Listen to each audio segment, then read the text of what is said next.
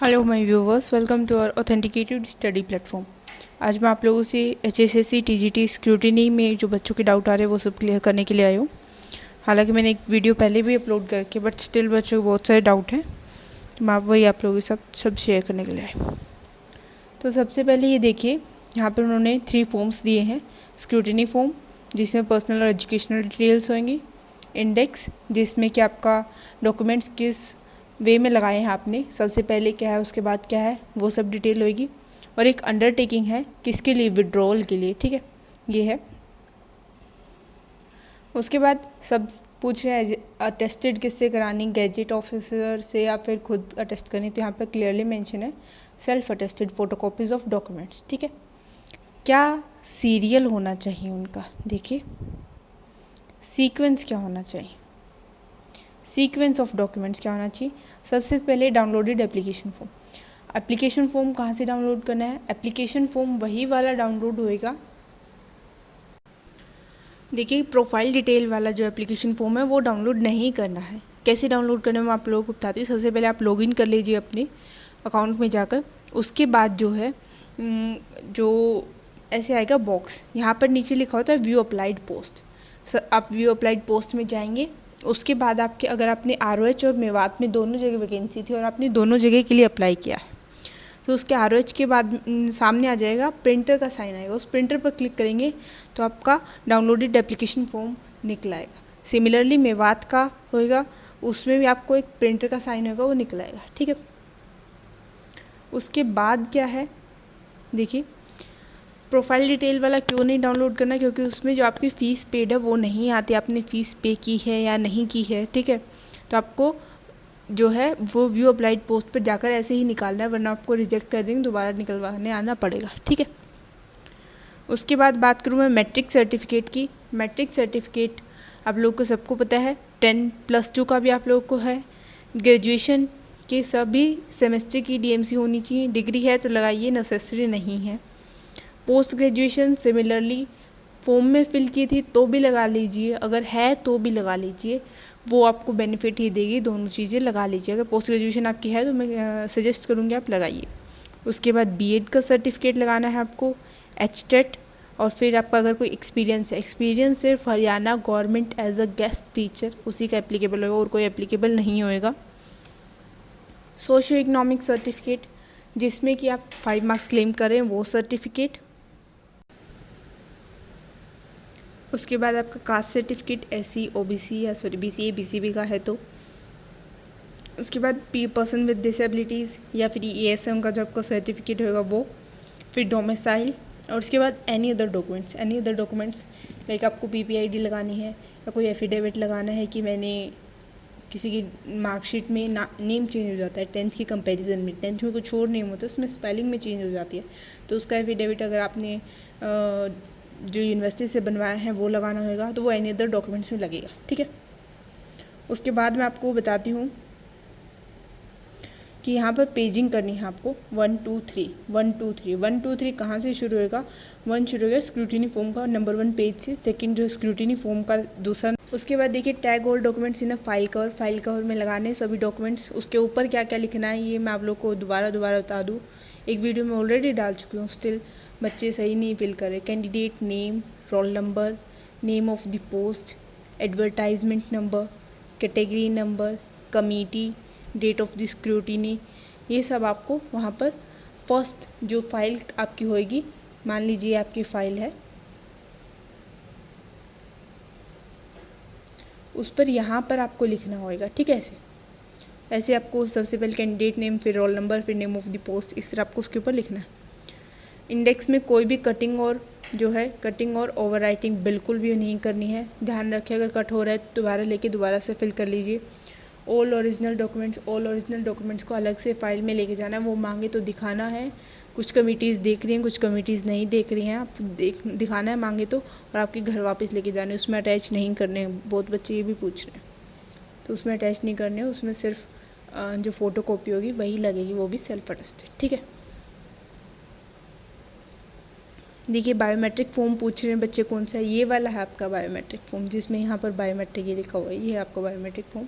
ये आपको सबसे पहले चाहिएगा, मैंने वीडियो अपलोड की है उसमें देख लेना चाहिए। एंट्री में ही आपको ये चाहिएगा, इसलिए फिल करके जाएँ रोल नंबर, नेम, कैटेगरी आपकी जो कि एप्लीकेशन फॉर्म में जैसे जनरल EWS और फादर नेम, आपकी कौन सी कमेटी ABCDS है, ठीक है। आपकी कैटेगरी नंबर जो एडवर्टाइजमेंट में आपकी कौन सी पोस्ट थी, उसका क्या कैटेगरी नंबर था ये, और डेट आपकी किस दिन स्क्रूटिनी है ये, ठीक है। ये सब आपको फिल करके ले जाना है। आपका जैसे ही वहाँ पर अंदर जाते ही बायोमेट्रिक होगा, अपने एग्ज़ाम वाले एडमिट कार्ड से या फिर किसी का गुम हो गया तो नॉर्मल एडमिट कार्ड से, तो वो होते ही वो यहाँ पर आपका स्टैंप लगा देंगे कि आपकी बायोमेट्रिक डन हो चुकी है, और आपके एडमिट कार्ड पर भी लगा देंगे बायोमेट्रिक डन, ठीक है। और यहाँ पर अपना साइन भी करके जाएं, ठीक है। यहाँ पर अपना साइन करके भी रखें, ठीक है, यहाँ पर। और ये फिर उन दोनों कमिटीज़ को ही फिल करना है, आपको सिर्फ यहाँ पर साइन करना है, और जो ऊपर मैंने बताया ये नेम वगैरह ये सब आपको फिल करना है, ठीक है। उसके बाद ये बायोमेट्रिक यहाँ ये अटैच नहीं करना है आपको, ना इसकी नंबरिंग करना है, ये अलग से रखना है, फाइल से अलग रखना है, ठीक है। वो बाद में अपने आप लगा लेंगे जहाँ लगाना हो। उसके बाद आ जाते हैं इंडेक्स। इसमें सबसे ज़्यादा गलतियाँ हो रही है, अच्छे से फिल करना है इसको। अपनी कौन सी पोस्ट है ये फिल कर लीजिए, कैटेगरी नंबर आपकी क्या क्या है पोस्ट का, डेट आपकी किस दिन स्क्रूटिनी है वो, आपकी उस दिन क्या कमेटी पढ़ रही है, कमेटी का ऑलरेडी शेड्यूल आ चुका है जिसमें आपको कमेटी नंबर बता रखा है, कौन सी ABCD कौन सी कमेटी होएगी, ठीक है। उसके बाद अपना रोल नंबर, यहाँ पर नेम, फादर नेम और कैटेगरी क्या है, ये दोनों चीज़ें जो है कैपिटल लेटर्स में लिखनी है, ये लिख रखा है इन्होंने, ठीक है। उसके बाद मैं बताऊँ स्क्रूटिनी फॉर्म के 2 पेजेस हैं, तो यहाँ पे नंबर ऑफ़ पेजेस 2 लिखेंगे, सीरियल नंबर ऑफ़ पेज 1 से 2। डाउनलोडेड एप्लीकेशन फॉर्म में अगर आपके पास ROH और मेवात दोनों की वैकेंसी है तो 8 पेजेस हो जाएंगे, और अगर एक है तो फिर कितने हो जाएंगे, 4 पेजेस हो जाएंगे, ठीक है। तो 4 पेज का वो डाउनलोड एप्लीकेशन फॉर्म होएगा, ठीक है। और फिर सीरियल नंबर क्या हो जाएगा 3 to 6 और अदरवाइज़ 3 to 10 हो जाएगा, ठीक है। उसके बाद मैं बात करूँ मैट्रिक सर्टिफिकेट, स्पेशली CBSE का जो मैं बताऊँ आपको, उसमें आपको ऐसे मेंशन करना है SSE ऐसे लिखा हुआ उसके अंदर, तो ये भी आपको लिखना है। उसके बाद आपकी कौन सी ईयर में लिखी थी 2015, फिर आपका उसके अंदर नंबर है, तो ये सारा आपको सर्टिफिकेट नंबर के अंदर लिखना है, ठीक है। इशूइंग डेट्स, इशूइंग अथॉरिटी, ये सब आप लिख सकते हो। नंबर ऑफ़ पेजेस मैंने आपको बता दिया, वैसे ही चलेगा आगे। उसके बाद 10+2 में भी अगर आपकी CBSE से है तो उसमें SSCE ऐसे है, स्लैश आपके अगर 2015 में आपने 12th की है तो वो फिर स्लैश में आपका नंबर आ जाएगा, तो ये पूरा आपको सर्टिफिकेट नंबर में लिखना है।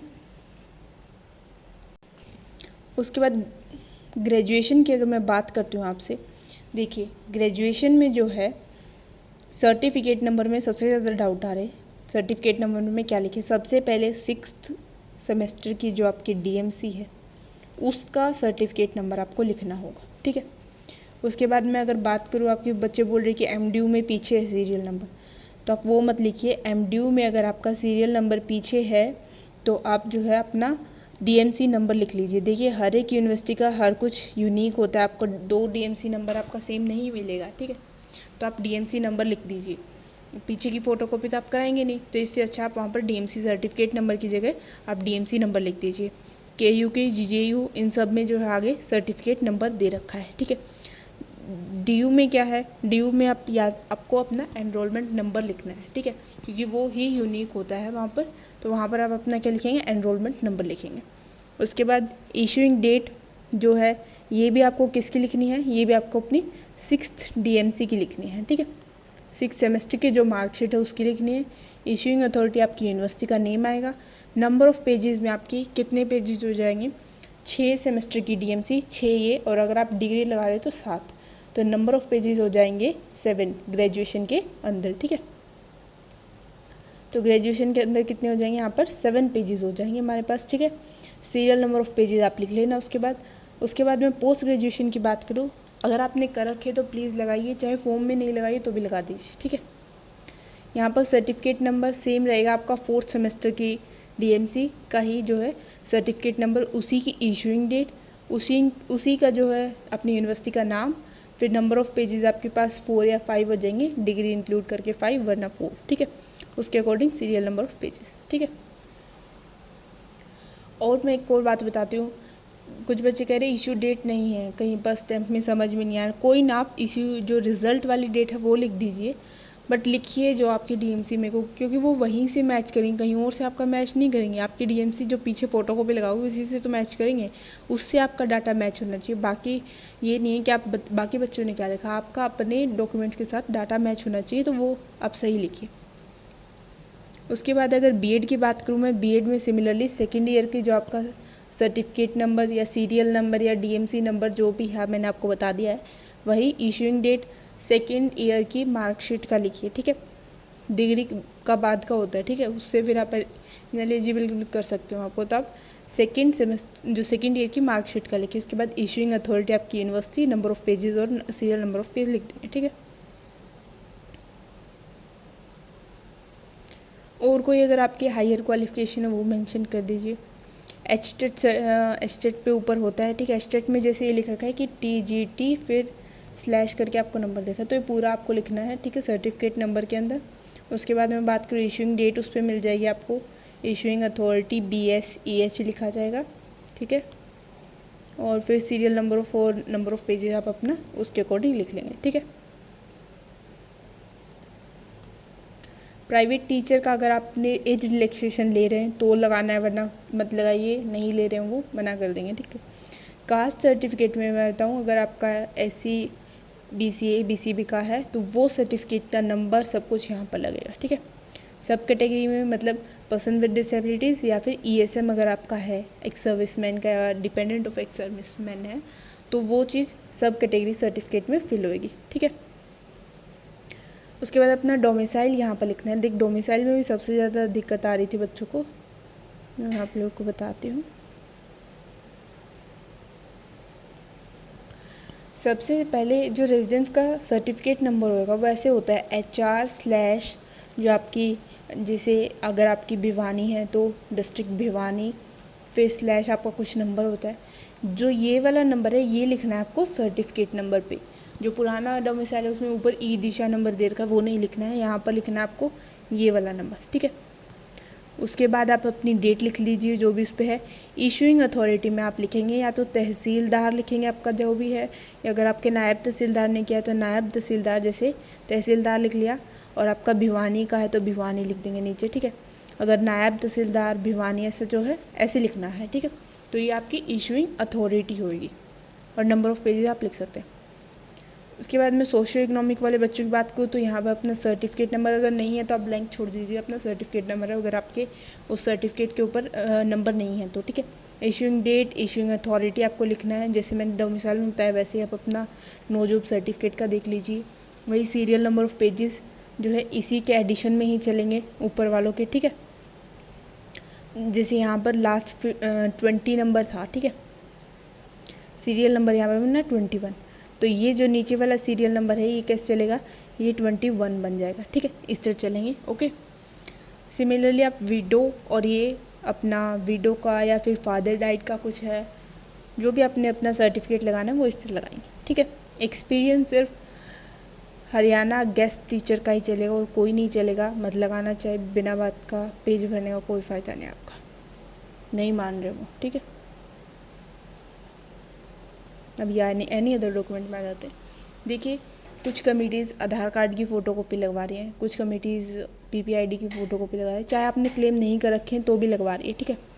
तो आप अपनी एक एक फ़ोटोकॉपी लेके जाइए, ठीक है, फिल मत करिए। अगर वो बोले कि हाँ लगाओ आधार कार्ड लगाओ, आधार कार्ड लगाओ, तो आप लगा देना, वरना कोई ज़रूरत नहीं है।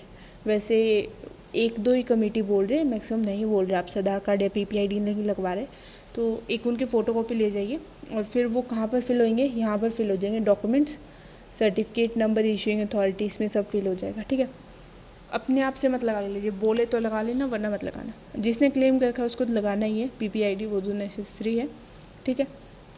इसमें और कोई डॉक्यूमेंट आपको लगाना है, जैसे कि मैं बताऊँ आप लोगों को कि या तो आपका कुछ जैसे एफिडेविट है, जैसे आपका यूनिवर्सिटी में नेम गलत है, वहाँ पर कुछ और था, स्पेलिंग में गलती कर रखी है, कुछ और मिस्टेक है, फादर नेम में मिस्टेक है, तो वो उसका एफिडेविट बनवा कर आप यहाँ पर लगा सकते हैं, ठीक है, इसमें लगा सकते हैं। यहाँ पर आप डॉक्यूमेंट लिख दीजिए, आप अपना वर्ड मार्क वगैरह सब कुछ यहाँ पर अच्छे से मेंशन कर दीजिए, पेज नंबर लिख दीजिए, ठीक है, ये हो जाएगा।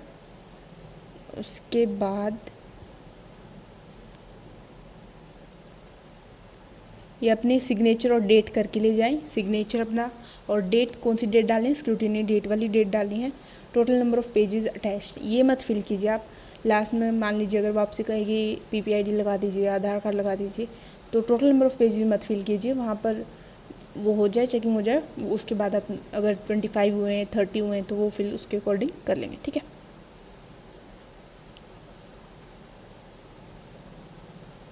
ये हो गया आपका इंडेक्स का, मैंने आपको बता दिया। अभी ये स्क्रूटिनी परफॉर्मा जो है TGT इंग्लिश का है, तो इसका देख लेते हैं। मैं बता देती हूँ आपको फटाफट से सब कुछ। अपनी डेट, स्क्रूटिनी की कमेटी जो आपकी हुई है, ये roll number, mobile number, email address, ये सब आप कर लेंगे। फिर मैं ऑलरेडी इतना बता चुकी हूँ। अब ये देखिए, मैट्रिकुलेशन में येस लिखेंगे आप लोग, ठीक है। उसके बाद सर्टिफिकेट नंबर जो ऊपर बताया मैंने 10th का कैसे लिखना, वो इशू डेट और इशूइंग अथॉरिटी, ठीक है। उसके बाद जो है हिंदी संस्कृत, हिंदी में यस लिखना, अपने 10th में थी, उसके बाद यहाँ पर कुछ मत लिखना, खाली छोड़ देना, ठीक है। Certificate number, issue date, issuing authority में कुछ नहीं लिखना, बस हाँ आपके पास 10th में जो है हिंदी थी, बस इसका यस कर देना, ठीक है। उसके बाद देखिए, पहले ये अलग अलग आ रहा था, अब आपको देखिए अगर आपने BSc की है सिर्फ, ठीक है, सॉरी BA की है, तो जो भी आपका, अगर आपने जैसे कि इंटीग्रेटेड कोर्स किया है, BA B.Ed का जो कोर्स होता है वो वाला किया है, तो आप अपनी डिटेल्स यहाँ पर फिल करेंगे, ठीक है। सॉरी, BA B.Ed का 4 ईयर इंटीग्रेटेड यहाँ पर करेगा, और बैचलर इन एलिमेंट्री एजुकेशन वाला यहाँ पर करेगा, ठीक है। और अपना अगर आपका जो है ऑनर्स कोर्स है तो यहाँ पर फिल करेंगे, और आपकी नॉर्मल जो है BA है तो वो यहाँ पर फिल करेंगे, ठीक है। पहले अलग अलग था, अच्छे से उन्होंने लाइन लगा कर दे दिया है, अब अच्छे से मेंशन्ड है, ठीक है।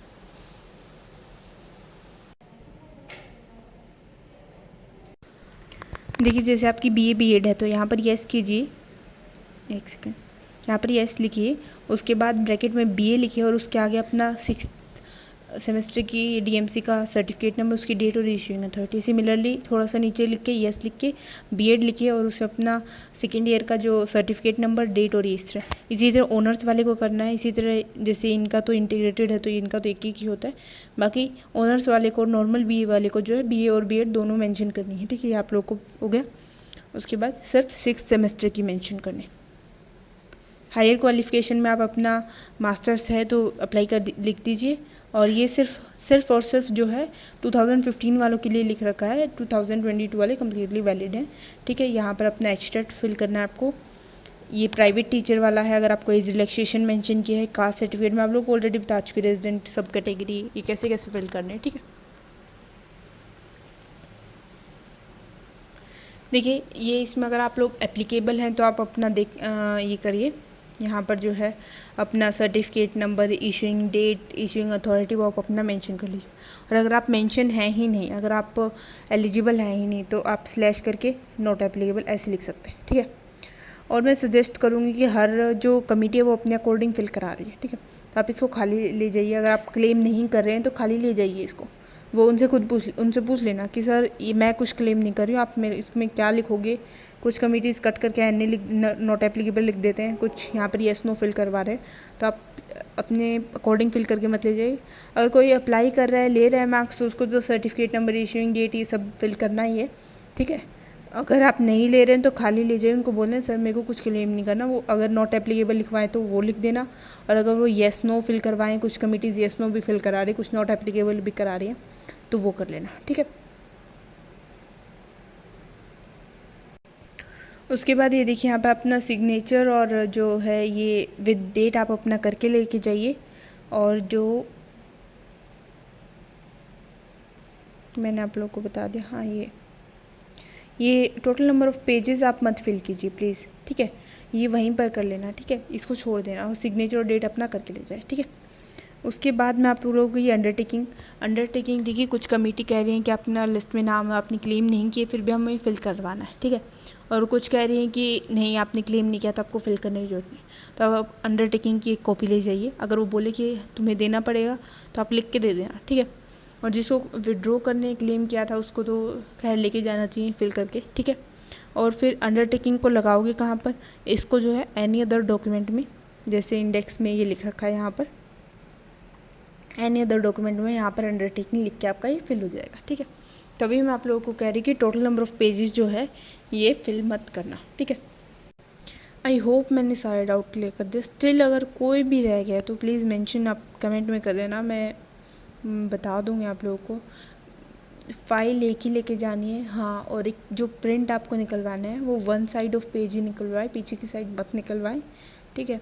जैसे एमडीयू में पीछे सीरियल नंबर है तो मत निकलवाइए, आप डीएमसी नंबर लिख दीजिए। बिना बात का कॉम्प्लिकेट करने की कोई ज़रूरत नहीं है। डीएमसी नंबर आपका ही तो लिखा है, आपने किसी और का डीएमसी नंबर तो लिख के नहीं आया है, ठीक है। तो वही मैं आप लोग को सब बता दिया है। स्टिल अगर कुछ रह गया है तो ऑफिस फ़ाइल, हाँ फ़ाइल का और बता देती हूँ। अगर फ़ाइल जो आपको कौन सी लेके जानी है, फ़ाइल आपको 10 या 20 रुपये में आती है, ऑफिस फ़ाइल यूज़ के लिए आती है, वो लेके जानी है। उसमें थ्रेड और ऑलरेडी आता है साथ में, तो थ्रेड से आपको अटैच करके लेके जाने। बच्चे पूछ रहे अटैच करके लेके जाने हैं या नहीं थ्रेड से जो डॉक्यूमेंट्स, तो वो नहीं करके लेके जाने, आप उसको एज इट इज़ रख के कुछ थोड़े बहुत जैसे स्टेपलर कर लेना ताकि डॉक्यूमेंट्स इधर उधर ना हो, ठीक है। तो क्योंकि वो बाद में स्कैन करते तो वो थ्रेड फिर से खुलवा देंगे आपसे, तो अच्छा आप थ्रेड लगा के ना जाएं, ठीक है। थोड़ा सा अटैच करने के लिए अगर डाल के छोड़ना चाहते तो कोई फ़ायदा नहीं, वो निकालेंगे तो आप मत करके लेके जाइए, तो वो वहाँ पर स्कैन करते, इसलिए आप थ्रेड अटैच मत करके लेके जाइए। और ऑफिस फ़ाइल जो है वो 10-20 रुपये में आती है, उस पर आपका ऊपर नेम लिखा जाए वो वाली लेनी है। जो ये प्लास्टिक वाली फ़ाइल होती है वो वाली यूज़ नहीं करनी है आपको, ठीक है।